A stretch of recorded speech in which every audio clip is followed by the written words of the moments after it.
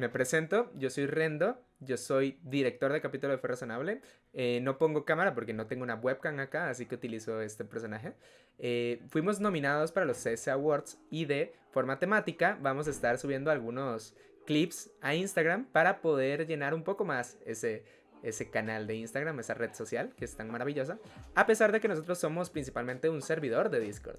Como servidor de Discord somos una comunidad que es bastante grande, de hecho es la más grande a nivel de actividad en todo la temática cristiana de Discord, ¿no? Entonces cualquiera que esté motivado a entrar puede entrar ahí y va a ser ayudado por todo nuestro equipo. Yo soy director de capítulo de Fe Razonable y parte del ministerio de William Lane Craig, y estamos para el servicio de todos, tanto yo como mi equipo, ¿no? ¿Por qué te llamas Rendo y no Raku? Rendo y no Raku. No lo sé, nunca lo había pensado, pero miren, así como dato curioso simplemente, me llamo Rendo porque viene de RNDK, que son un acrónimo de mi nombre, o mejor dicho, un acróstico de mi nombre. Y básicamente yo tomo una letra de cada uno de mis nombres, o sea, de mi nombre y mis dos apellidos, y una letra de una persona de mi familia, y con eso hago RNDK. Y con eso, cuando yo hacía, pues, cuando yo me metía a internet, con ese nombre, la gente no sabía pronunciarlo, así que acabé poniéndole vocales, la E y la A, Rendrak, y así quedó. Pero eventualmente me lo robaron en Twitch, no sé cómo, alguien tenía Rendrak, así que me puse Rendoraku, y desde entonces me han estado llamando Rendo. Antes me lo llamaban Ren, de hecho. ¿Qué pesa más, un kilo de papas o un kilo de plomo? Pues evidentemente pesa más un kilo de plomo, por densidad relativa. Ah, esa no se la esperaban, ¿verdad?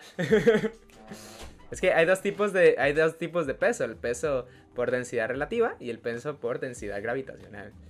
¿Y cuál pesa más? El de gravedad relativa. Entonces, la gravedad relativa del plomo es mayor a la gravedad relativa de las papas. Por lo tanto, un kilo de papas no pesa lo mismo que un kilo de plomo. ¿Cuál es tu argumento favorito a favor de la existencia de Dios? Mi argumento favorito a favor de la existencia de Dios es la apuesta de Pascal. Tengo un video completo en YouTube de 40 y tantos minutos explicándolo bien. Normalmente se malentiende este argumento y se piensa que es relativamente fácil de refutar, pero realmente no. Si se defiende bien, es uno de los mejores. Lo que no sirve es para el ateo, sino para el agnóstico. Para el agnóstico es bastante importante. Y se dice de esta siguiente forma. Hay que apostar a si Dios existe o no existe. Pero en todos los conceptos, si Dios existe, tenemos que creer en que Dios existe antes que creer en que Dios no existe. Porque ganamos absolutamente todo si creemos en que Dios existe y no perdemos nada al hacerlo. Pero si no creemos que Dios existe, entonces lo estamos perdiendo absolutamente todo. Entonces tenemos que apostar a que Dios existe siempre. Y esa es una de las formulaciones que se puede hacer, pero a mi parecer creo que postulo mejores formulaciones en el video de 40 minutos que hice ahí. ¿Qué le recomendarías a un cristiano para elegir una carrera? Entonces, evidentemente lo primordial de todo cristiano y lo que todo cristiano debe hacer es la oración. Eso creo que viene de default. Lo segundo que tiene que considerar es también el tiempo el que le va a dedicar a esto. Porque evidentemente nosotros no podemos regirnos como se rige el mundo. Y el mundo se rige por medio de la avaricia. Sin embargo, nosotros no debemos regirnos por eso. Debemos tener algunas prioridades antes que eso. Y creo que una de las prioridades es aquello que nos vaya a dar suficiente tiempo para nosotros poder dedicárselo a Dios también. Y si bien no todo el mundo es llamado a dedicarle el mismo tiempo a Dios, hay personas que son llamadas a tiempo completo, creo que una prioridad en la vida de todo cristiano es por lo menos poder ir a la iglesia para poder estar participando de los eventos como la Cena del Señor, que son extremadamente importantes, y el compañerismo de oraciones y predicaciones y demás, para que su vida espiritual no flaquee. A mí me gusta lo que es YouTube y a mí, ¿no? Ejemplo, ¿cómo puedo saber que YouTube básicamente es lo que es para mí, ¿no? O sea... Ok, bien. ¿Cómo podemos saber qué es bueno y qué es malo? Dios nos da un discernimiento por medio de la conciencia. Y esa conciencia trabaja junto al Espíritu Santo para poder guiarnos sobre lo bueno y lo malo. Y la conciencia se va modificando con base, entiende mejor la Biblia, ¿no? Entonces, cuando una persona está empezando en la Biblia, su conciencia puede ser muy engañosa. Sin embargo, es mejor que se rija por su conciencia, porque de esta forma va a estar evitando el sentirse pecaminoso. Ahora, siempre tiene que tener una guía que le esté enseñando qué está bien y qué está mal. De ahí la importancia de los líderes espirituales que estén guiándolo constantemente, modificando su conciencia para que pueda saber que está bien y no solamente pueda irse guiando con base a lo que estudia personalmente, ¿no? Entonces, la conciencia es la que nos va a decir si algo está bien o mal. Entonces, otros factores que pueden ayudarnos a ver si algo está bien o mal son factores, son los consejos de muchas personas. Entonces, si muchas personas te dicen esto, es mejor evitar esta cuestión. Hay un verso en Proverbios que dice que en la multitud de consejeros está la victoria, si no me equivoco, ¿no? ¿Cuál sería el mejor argumento de la postura atea que conoces? También tengo un video sobre eso. Es el argumento de la libertad, que si Dios nos coerciona la libertad, pero esto es falso también. Dios no nos coerciona la libertad, sino que nos limita, pero sin quitarnos la libertad. Es una forma muy curiosa de ver la libertad, pero parte de ser libres es tener limitaciones. No podemos tener una vida plena si nos basamos en nuestra vida en un libertinaje constante. Y como si vivimos en un libertinaje constante, nuestra vida va a ir a pique, se va a empeorar mucho. Dios, sabiendo esto, nos ayuda dándonos pautas para que nosotros podamos vivir nuestra libertad de forma sana, para que nos ayude a tener una vida plena, ¿no? Un cristiano puede ser un luchador de lucha libre. Esto depende de la persona a la que le preguntes, va a ser un sí o un no. Entonces, esta pregunta también tienes que hacérsela a tu pastor para ver qué tan de acuerdo está. Sobre todo si eres una persona que va mucho tiempo a una iglesia particular y no es como que vaya a cambiar de iglesia pronto. Entonces, esta pregunta, a mi parecer, es depende, ¿no? Evidentemente, nosotros estamos hablando de lucha libre que esté regulada de tal forma de que se entienda que ambas personas están de acuerdo con que se les va a hacer daño. Y en este contexto no debería haber nada necesariamente malo. Sin embargo, evidentemente tampoco es algo deseable. De ser un hobby que sabes las consecuencias de ello y que entiendes cuáles son aquellas implicaciones teológicas, creo que se podría ya llegar a dar un permiso para esta persona, pero de que eso vaya a ser el centro de tu vida, también tienes que tenerlo en consideración, porque puede ser que te esté cerrando puertas que tú no estés notando y que también debes tener en mente a la hora de escoger un hobby importante, ¿no? ¿Por qué debería entrar a Didascalia y no a otro server cristiano? Esa es una muy buena pregunta. Didascalia tiene un enfoque un poco extraño para muchos, y es que Didascalia es un poco intenso. Intentamos mensajear a los chicos por privado, intentamos taguear a los chicos de forma un poco intrusiva, y yo sé que a muchos les puede caer mal eso. Sin embargo, Didascalia tiene una cuestión, y es que te fuerza un poco y te da muchas oportunidades para sobresalir en ámbitos espirituales. Algo que me ha llamado mucho la atención es que algunos muchachos me han dicho de que han aprendido a valorar los líderes espirituales en Didascalia, y es porque tenemos un gran énfasis en el evangelismo y en el liderazgo espiritual. Y estas dos cosas creo que son la identidad de Didascalia. El cómo Didascalia trata a los líderes y el trabajo del líder es, creo, que algo rescatable en esto, ¿no? Y por qué no a otros servidores cristianos. Evidentemente no voy a decirles que no vayan a otros servidores cristianos, pero Didascalia tiene también el privilegio de que es el más activo en español. Si tienes la oportunidad de hablar inglés, hay otros servidores bastante buenos también, pero en español tristemente no todo el mundo puede hablar inglés. Entonces también es una gran oportunidad y es un buen comienzo para irte desarrollando en otros ámbitos el entrar a un servidor como Didascalia, ¿no? ¿Qué le recomendarías a un canal de YouTube cristiano para iniciar? Yo diría que es una pregunta que incluso me puede venir a mí meditar más, pero creo que la clave es el contexto en el que Dios te ha estado guiando para poder empezar o desarrollarte, ¿no? Entonces, en mi caso, Dios me ha estado guiando al evangelismo y a la soteriología, que es mi énfasis de estudio. Y así ha sido todo el tiempo. Entonces mi canal de YouTube, se ha centrado en apologética, evangelismo y soterología. Creo que una persona que Dios lo ha estado guiando a otros a motivarlo por medio de devocionales debería hacer eso. Otra persona que tiene un gran aprecio por el liderazgo espiritual debería motivar a otros a ser líderes. Una persona que Dios lo ha estado llevando a, por ejemplo, ser al servicio, creo que debería centrar su canal de YouTube a esto. Nosotros no nos regimos por números, sino que nos regimos por lo que Dios nos guíe a hacer. Y creo que Dios nos ha dado talentos que deberíamos aprovechar en YouTube también. ¿En qué orden debería leerme la Biblia? Entonces yo siempre recomiendo empezar con el libro de Juan, aunque algunos recomiendan el libro de Romanos. Igualmente, si van a leerse el libro de Juan, que su siguiente lectura sea el libro de Romanos. Algunos me dicen de que Romanos se les hace complicado. En el caso de que se les haga muy complicado, les sugiero leerse Efesios. Una vez terminados estos 3 libros, ustedes ya pueden ir pensando en o leerse las epístolas de la prisión, que básicamente son muy cortitas, son las epístolas cortitas, o leerse las 3 cartas de Juan, primera, segunda y tercera de Juan, que son cartas preciosas y muy cortitas, que edifican mucho. Después de hecho esto, termínense todas las epístolas de Pablo, luego léanse las epístolas de Pedro, y luego pásense a leer ya literatura un poco más compleja, como Hebreos, ¿no? Hebreos y Santiago.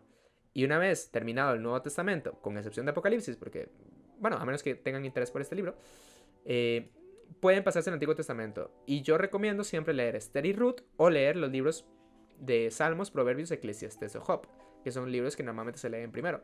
Y luego se van por la línea cronológica, que sería desde todo el Pentateuco, Génesis hasta Éxodo, luego primera, segunda Samuel, primera, segunda Reyes, primera, segunda Crónicas, Josué, Jueces, y luego leerse los profetas. Entonces ese bloque les va a tomar mucho tiempo, probablemente varios meses en leerlo, porque es un bloque muy extenso, pero yo lo recomiendo leer así porque de esta forma me ha ayudado a mí mucho a leerlo, ¿no?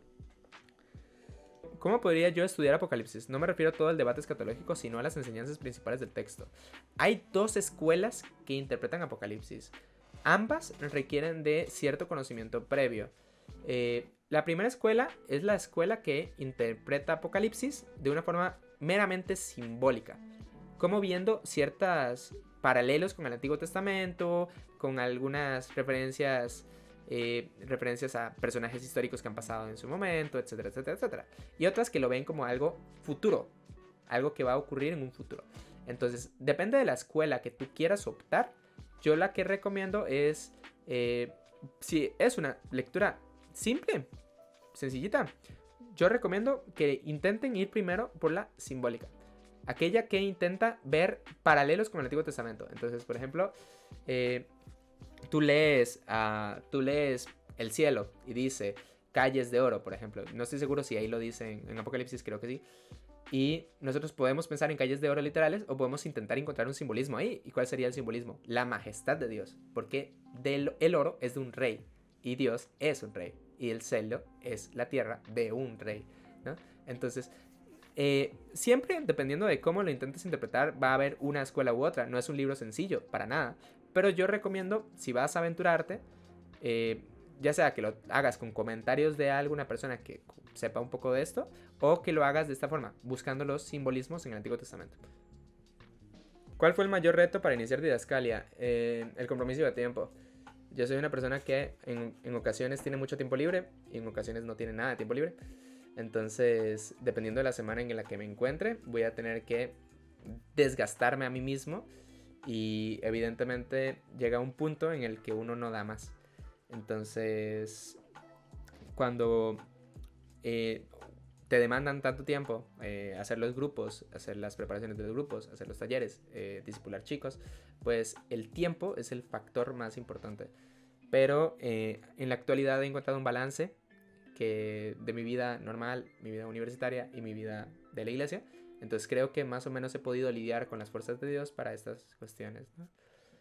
¿Qué le recomendarías a un cristiano que se encuentre en frialdad espiritual y le cuesta salir? Creo que la clave está en entender el por qué nosotros hacemos nuestros devocionales, ¿no?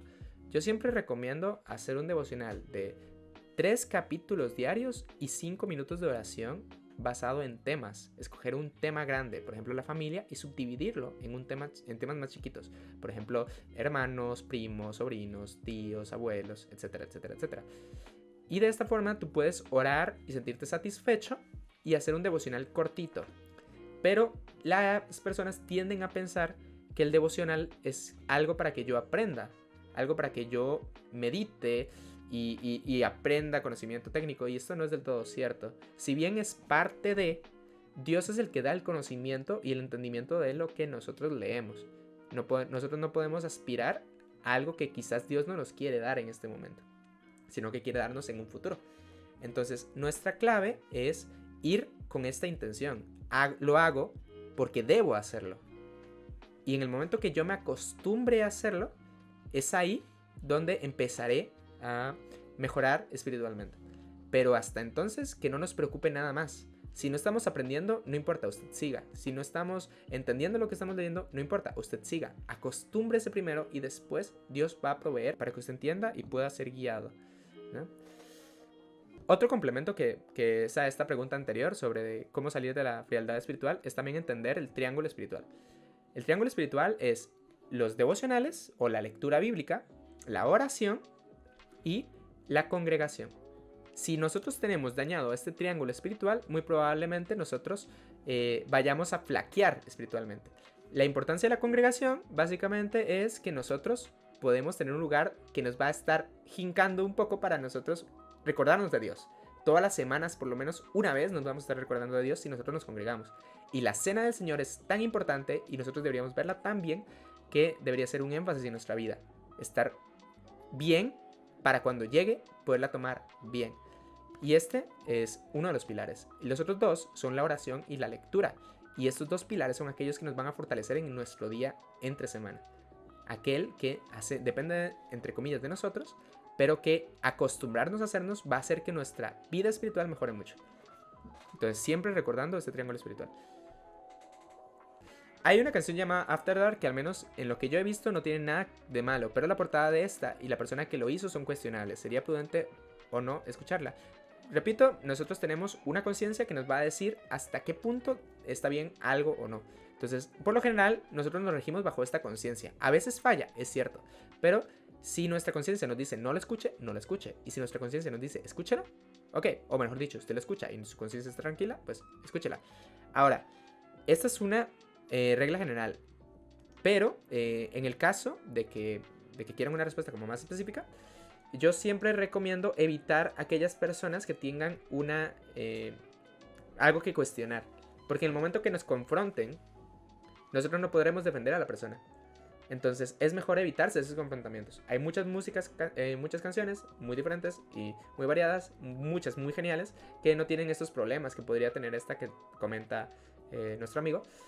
Así que, ¿por qué escoger esta particularmente y no todo el montón de canciones que sí se podrían escuchar, ¿no? Pero recordemos, siempre regidos bajo la conciencia, y aquellas personas que quieran guardar su testimonio, tengan en cuenta esto. ¿Cuál es tu opinión en cuanto al río Éufrates? Se está secando, ¿sabes? Sí, algunas personas me comentaron de que se estaba secando, pero cuando nosotros hablamos de las profecías bíblicas, nosotros tenemos que entender una cosa. O sea, sí, puede ser que haya eclipses, puede ser que hayan toros rojos, puede ser que el río Éufrates se esté secando y demás. Y si bien puede darse el caso que lo sea, créanme que en el pasado han habido señales más evidentes y no ha venido Cristo. Entonces, que estas cosas ocurran cada cierto tiempo son cosas naturales que no deberían darnos mucha importancia. Sin embargo, nosotros deberíamos poner nuestra vista más en específicamente nuestra vida espiritual antes que en estas cuestiones escatológicas, hasta que sean más evidentes. Y cuando sean más evidentes, ahí sí tendremos señales claras y no cuestiones como el río Éufrates que se esté secando, ¿no? Cuando la Biblia dice que no va a haber mar, se refiere a muerte. Bueno, yo recomiendo siempre, cuando tengamos problemas con interpretaciones, hay una página que se llama Bible Hub. Está en inglés, pero pueden traducirla con el traductor Google, no les queda tan mal. Si ustedes se van a una pestañita, dice comentaries, y ustedes pueden buscar el comentario de literalmente cualquier versículo, y hay como 12, 13 apologetas y teólogos especializados para responder estas cuestiones de interpretación. Algunos comentarios son extensísimos y muy útiles. Yo recomiendo los de John Gill o Gill's Exposition. Y ahí ustedes pueden ver absolutamente todo lo que quieran. Por otro lado, sobre este verso particular, el tema de que el mar deje de existir, básicamente tiene connotaciones más, de nuevo, simbólicas con respecto al tema de lo que se entiende por mar. El mar, como es salado, se entiende como contaminado. Lo que la Biblia siempre busca son las aguas vivas. ¿Y cuáles son las aguas vivas? Las de río. Y por eso existen, ¿qué? Ríos de cristal. Entonces, los ríos de cristal vienen y reemplazan el mar. Porque el mar no es más que una versión, entre comillas, más modesta de lo que hace un río, ya que el río se puede beber. Esa sería más o menos como una de las connotaciones. Pero si es literal o no, depende de la escuela que tomes, ¿no? Evidentemente. También está el Enduring Word, y ese sí está en español. Es menos exhaustivo, pero igual sirve para todos los pasajes de la Biblia. Uh-huh. ¿Qué es el Evangelio? Bueno, el Evangelio es algo que se extrae de 1 Corintios, si no me equivoco, 15. Y nos habla de que Jesús vivió, murió y fue sepultado conforme a las Escrituras. Sin embargo, a veces parece que esto no termina de captar por completo todo lo que Pablo tiene en mente, ¿no? Entonces, por ejemplo, cuando nosotros hablamos de la muerte, no podemos hablar de cómo vivió Jesús, porque él murió sin pecado, pero también vivió sin pecado. Y cuando hablamos de la resurrección, sabemos que él no volvió a morir. ¿Por qué? Porque fue ascendido a los cielos. Pero él fue ascendido a los cielos, ¿por qué? Porque eventualmente volverá a cumplir su promesa. Entonces, ¿qué es el Evangelio? A mí me gusta definirlo como la vida, la muerte, la resurrección, el ascenso de Cristo a los cielos y la vuelta en su segunda venida, conforme a las Escrituras. Ese es el Evangelio. ¿Qué es el fundamentalismo? Buena pregunta. Es un poco difícil definir el fundamentalismo. De hecho, creo que nadie se pone de acuerdo en definir fundamentalismo y muchas veces se utiliza como insulto. De hecho, Alvin Plantinga tiene un comentario muy gracioso, aunque un poco vulgar, debo admitir, sobre definiendo fundamentalismo. Pero básicamente podemos decir que el fundamentalismo no tiene una prioridad. Buscar que todo se preserve tal cual la Biblia lo expresa, ¿no? Entonces, si algo se expresa literalmente, es literal. Si algo se expresa simbólicamente, es simbólico, pero que no es más que eso, ¿no? Sin embargo, hay otra postura contraria, que es la teología liberal. La teología liberal es todo lo contrario, busca que todo sea simbólico. Entonces, si hubo un milagro, se representa como un milagro, pero realmente ese milagro no ocurrió, sino que ocurrió de otra forma, natural, pero que aparenta ser milagrosa.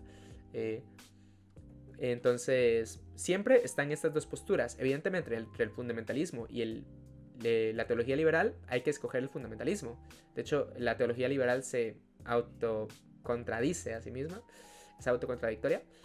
Pero nunca se puede tener la totalidad de una postura. Siempre vamos a estar en un espectro. Nunca vamos a ser 100% fundamentales y nunca vamos a ser 100% de teología liberal.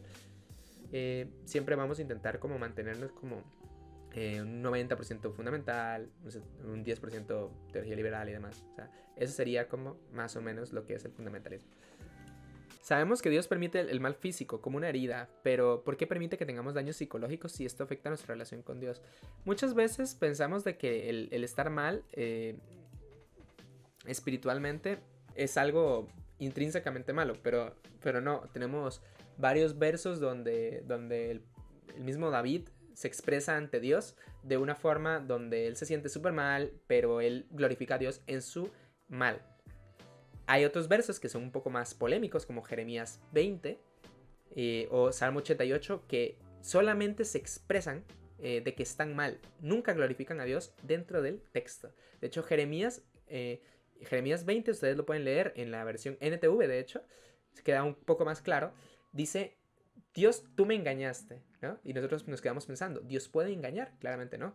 Entonces, pero así se siente Jeremías, y así se siente el escritor del Salmo 88 diciendo que Dios lo dejó en las sombras y lo dejó asolado. Y así se sienten ellos. Y esto arruina mi relación con Dios. No estoy seguro de esto. Creo que uno entiende cuando alguien está mal. Y creo que Dios es capaz de comprender esto incluso mejor que nadie. Pero Él presenta su mano en estos momentos para darnos fortaleza. Y cuando estamos bien, nosotros nos acordamos de cuando estuvimos mal. Y glorificamos a Dios más que antes. Si Dios no nos apoyara en estos momentos difíciles, y si no tuviésemos estos momentos difíciles, probablemente nuestra relación con Dios sea mucho más apática y mucho menos íntima, ¿no? Entonces creo que es por eso que Dios permite también el daño psicológico, o por lo menos daño psicológico menor, ¿no? Hay unos daños psicológicos que evidentemente son extremos, ¿no? Que esos no podemos decir que Dios los envíe o demás, ¿no? Aquí me comentaba mi hermano de que explicara qué es el evangelismo cultural. El evangelismo cultural se basa en una premisa.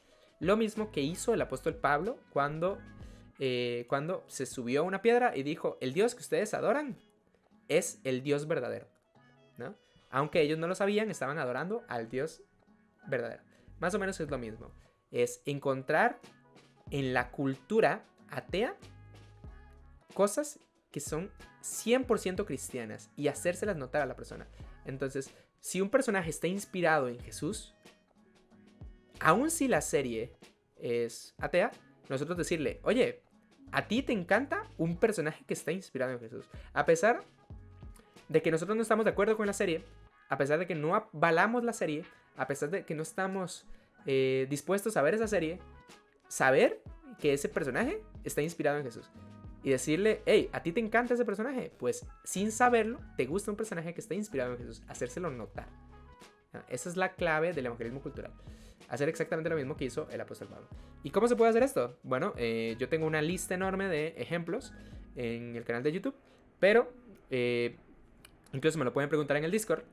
Pero unos ejemplos rápidos es, por ejemplo, una serie que salió muy famosa ahorita, que se llama El Boxeador. Esa serie, el final de la serie, el personaje está inspirado literalmente en Jesús. E incluso se llama J, ¿no? Y es tan fácil como hacérselo notar a una persona. Oye, este personaje y este final es el evangelio. Y este personaje está basado en el apóstol Pablo. Y estos dos personajes representan Hechos, si no me equivoco, Hechos 3 o 4, donde Pablo se convierte, ¿no? ¿Qué piensas de las premisas como Free Fire tiene demonios o cosas parecidas? Sinceramente no sé cómo contestar esa pregunta, porque me parece una pregunta de no, man, está súper mal. La idea de satanizarlo todo es de hecho un pensamiento que estuvo muy presente en herejías tempranas, ¿no? Muchas veces lo que hacemos nosotros al culpar a Satanás de todo es no querer asumir la culpa, ¿no? Entonces, cuando nosotros decimos: hey, Satanás me hizo pecar, estamos rebajando el hecho de que yo pequé. O Satanás me tentó y yo pequé. Bueno, esa puede tener un poco más de pase y puede ser hasta cierta, pero estamos rebajando un poco la gravedad de la cuestión. En el momento que nosotros le echamos la culpa a Satanás y solo a Satanás, estamos haciendo un error, porque no estamos asumiendo nuestra parte de la culpa, que también es importantísima de asumir. Y de hecho, al no hacerlo, estamos empeorando el problema, ¿no? He visto personas que llevan tan al extremo esto, que incluso dicen que el hecho de que un bebé llore en la congregación es culpa de Satanás. ¿Y hasta qué punto eso es cierto? No podemos saberlo realmente. Y en el fondo eso es lo que provoca que nosotros rebajemos nuestro pecado y estemos sin quererlo haciendo un Adán y Eva, echándole la culpa a Adán a Eva y Eva a la serpiente, ¿no? De nuestro propio pecado. E incluso aquellas personas que la Biblia dijo que fueron tentadas por Satanás, como puede ser Judas mismo, incluso Judas, antes de ahorcarse, dijo: es mi culpa. Y él sí tenía derechos a decir: fue Satanás el que me tentó, ¿no?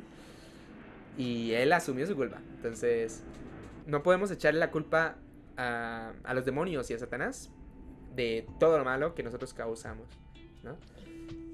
Si Judas se arrepentía de verdad, ¿puede ser perdonado o no? Muy buena pregunta. La respuesta es sí, sí se hubiese sido perdonado. Y de hecho, vamos a hacer un pequeño juego, una pequeña dinámica. Y es que los reto, sobre todo a los que están viendo esto desde Instagram, los reto a buscar en la Reina Valera cuando se llama a Judas traidor. Y ustedes no van a encontrar muchos ejemplos. De hecho, solo van a encontrar uno. Y ese ejemplo lo llama traidor porque ya no está entre los 12 apóstoles. Entonces, ¿cuál será la verdadera traición? El hecho de que abandonó a los apóstoles. ¿Y por qué abandonó a los apóstoles? Por no arrepentirse.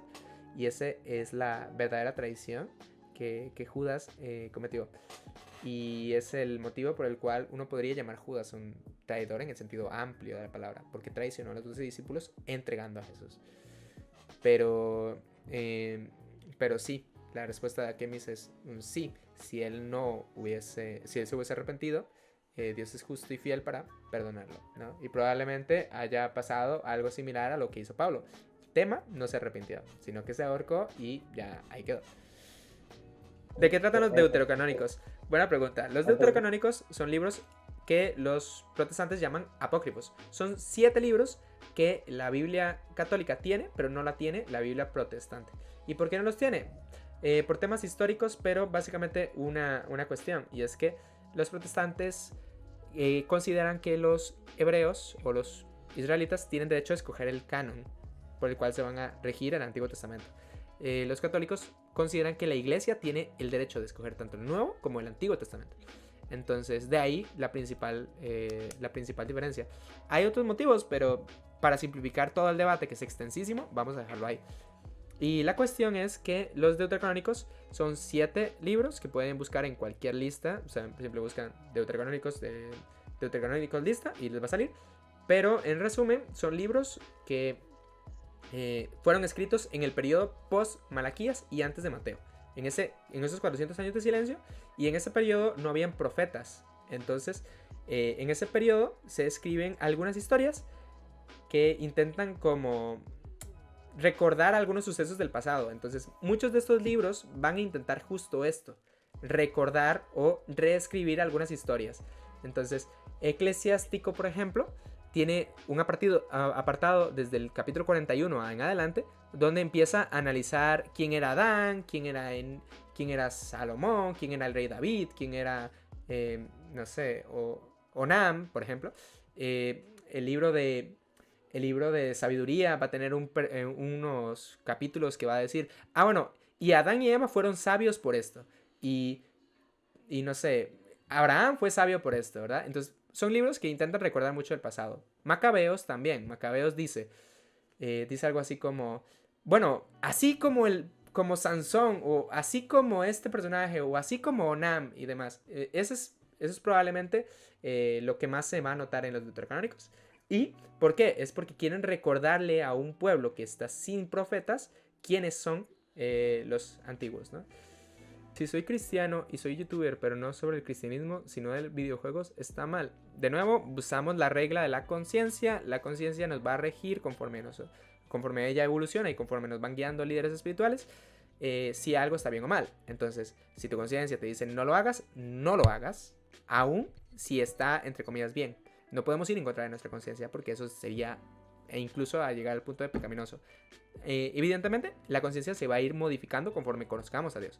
Pero, específicamente sobre esta pregunta, yo no veo malo necesariamente ser un youtuber de videojuegos siempre y cuando el videojuego sea ético. Y si tú eres un youtuber de Minecraft, digamos que creo que no habría problema. No veo nada intrínsecamente malo en Minecraft, además de los créditos finales. Y no es como que tú vayas a hacer una defensa de los créditos finales, ¿no? Y otros juegos que podrían ser... que podrían entrar en esta categoría, pues son aquellos juegos que no tienen idolatría, no tienen sexualización, no tienen violencia extrema, etcétera, etcétera, etcétera. Hay una cuestión que siempre comento cuando hay conciencia, y es que la conciencia del otro también importa, ¿no? Entonces, la mejor forma de modificar nuestra propia conciencia es escuchando a qué piensan las demás personas de nosotros. Entonces, ponte esta situación. Supongamos de que tú no tienes ningún problema con este videojuego, tú lo puedes jugar tranquilamente, pero escuchas que tu madre te dice, me duele verte jugar este videojuego. ¿Qué va a hacer tu conciencia en ese momento? Se va a modificar. Y la misma cosa que tú estabas haciendo sin tener ningún remordimiento de conciencia, ahora empieza a ser mella. Y empieza a remorderte un poco. Y si bien la conciencia no es infalible, jamás lo va a ser, la conciencia tiene una cuestión. Y es que es nuestra guía relativa para poder nosotros decir que está bien y está mal. Y a pesar de que no es perfecta, es la guía que Dios nos dejó para poder guiarnos. Eso lo dice Romanos 2. Entonces, intenten priorizar mucho esto siempre y cuando la Biblia no sea tajante en un tema. Si la Biblia es tajante en un tema y yo tengo la conciencia cauterizada, evidentemente estamos hablando de otra cosa. O sea, si la Biblia me dice está mal matar y yo soy un asesino que ha matado a mucha gente y mi conciencia está más que cauterizada y a mí ya no, mi conciencia no me dice nada, pues evidentemente mi conciencia está mal y no tiene arreglo. Tengo que regirme en contra de mi conciencia porque sé que está mal o basarme. Pero cuando ustedes tienen dudas así como muy concretas, algo que la Biblia evidentemente no habla, la conciencia es lo que rige. ¿Cuáles son los problemas dentro de las iglesias bautistas? Bueno, evidentemente ninguna iglesia es perfecta, ¿no? Ni las iglesias bautistas, ni las iglesias reformadas, ni las iglesias evangélicas, ni las iglesias católicas, ni las ortodoxas, nada. Ninguna iglesia va a ser perfecta. Sobre todo cuando hablamos de una iglesia local. Que tiene pastores falibles, que tiene enseñanzas falibles, que tiene sesgos, etcétera, etcétera, etcétera. O sea, nunca va a haber una iglesia perfecta. Pero las iglesias bautistas intrínsecamente tienen un tema, que es el hecho de que si se rigen bajo asambleas. Entonces, algo que yo siempre le digo a una persona: si usted se va a ir a una iglesia bautista, independientemente si usted cree que es verdad o no, etcétera, si usted se va a ir a una iglesia bautista, usted cree que las iglesias bautistas tienen la verdad, no se vaya a una iglesia bautista que no tenga asamblea. Si no tiene asamblea, no le sugiero ir a esa iglesia bautista. Pregunte o haga esa pregunta inicial: ¿su iglesia bautista estuvo regida a una asamblea o está regida a una asamblea? Y si es esa asamblea, ¿cuál? Y si no lo está, ¿fue echada de esa asamblea? ¿Usted se salió? Haga esas preguntas.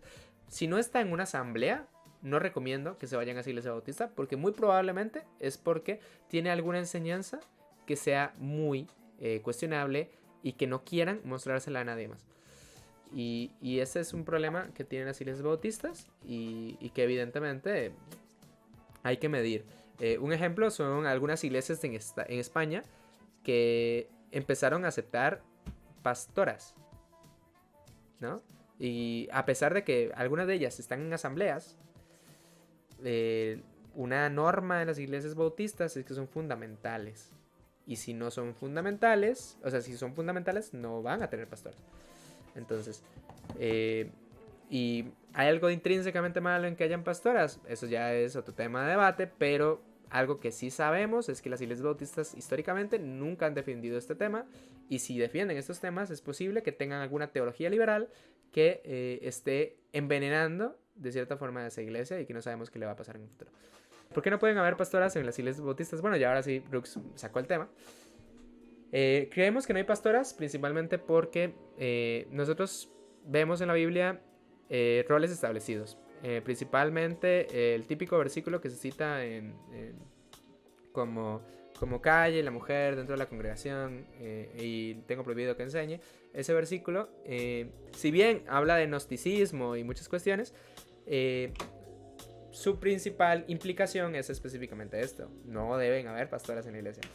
Y luego hay temas complementarios a esto, y es el hecho de que Jesús nunca tomó apóstoles mujeres, pero sí, por ejemplo, hubieron maestras de niños, mujeres, etc.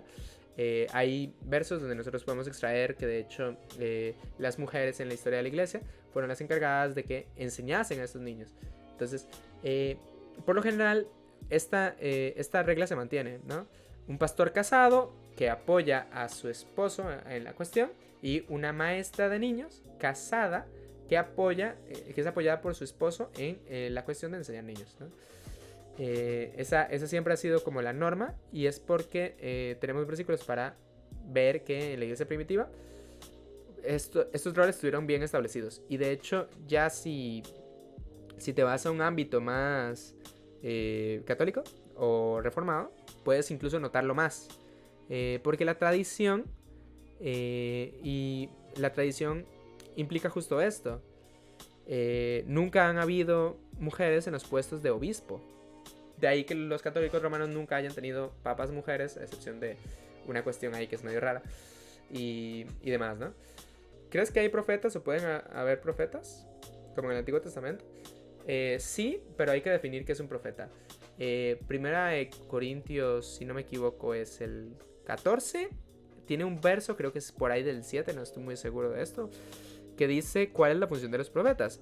Los profetas tienen una función que es exhortar, motivar y consolar.